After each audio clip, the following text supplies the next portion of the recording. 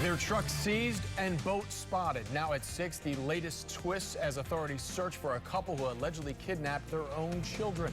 Good evening, I'm Jameson Euler. Brendan is off tonight. And good evening, I'm Wendy Ryan. Thanks for joining us. Law enforcement has expanded their search for the Haken family to now include the Gulf of Mexico after the couple and their 25-foot sailboat were spotted in Johns Pass hours after the young boys were taken.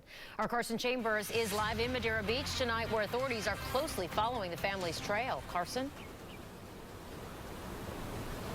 We're standing on a Madeira Beach dock tonight, and just 5 slips behind us. This is the actual boat slip where the Hakens boarded their sailboat and took off. Now, I know from speaking with the boat's former owner, it is a sturdy, well-built vessel, and at last investigators know it was headed up this intercoastal to the Gulf. It's a local boat. Madeira Beach yacht broker Shirley Nelly recognizes the Salty Paw, a 25-foot Morgan Navy-hulled sailboat deputies say was the getaway vehicle for 2 parents on the run with 2 little boys. It isn't going to be hard to catch a sailboat. Just get the Coast Guard out there. Detectives went door to door today, talking to neighbors along Madeira Beach near the slip where the Salty Paw was last docked. If we had seen them, especially with living on the water. The surveillance photos were taken 2 days ago, the same day Chase and Cole were kidnapped. I just hope that the children are safe, and they could have pulled into anywhere, really, a port anywhere to see, you know, or parked where a house is vacant. People coming and going at all times. He wouldn't be seen. You know, he'd just be another bunch of, a family with some kids. Now investigators say it's clear Joshua and Sharon Haken had a well-planned escape. New court documents show the boy's grandmother reported the couple had planned, then decided against a suicide plot.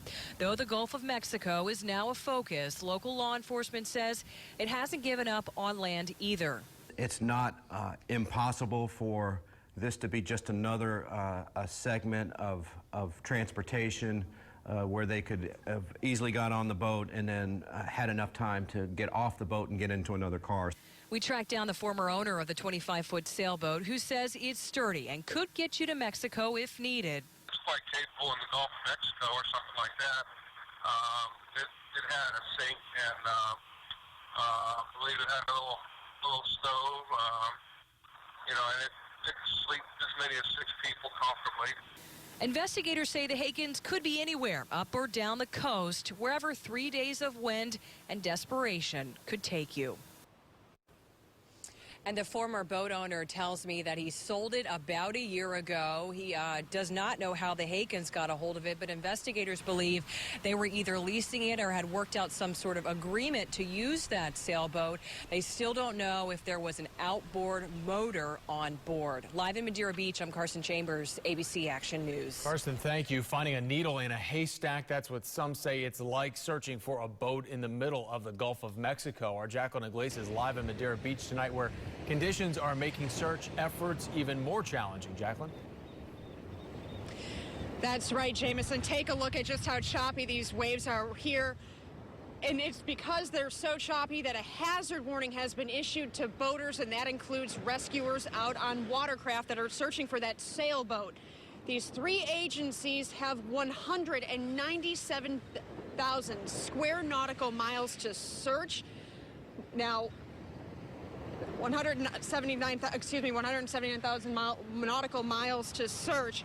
They are going to be out there, we're hearing, through the night. Most of this search now is focusing on the coastline from Pensacola on down south. And what I can tell you is that the U.S. Coast Guard is using a grid system in this search to help them divvy up different areas to different agencies to help them make the search a little more efficient. We have, just in this region alone, we have well over 40 FWC officers on various boats ranging from 16-foot small boats to up to some of our larger 30-plus foot platforms. Now, this search, we're being told, will continue around the clock. And while that happens, boaters out there on the water are receiving messages over the airwaves telling them that the search is ongoing for the sailboat and to keep their eyes out for these 2 little boys. We're live on Madeira Beach. I'm Jacqueline Iglesias, ABC Action News.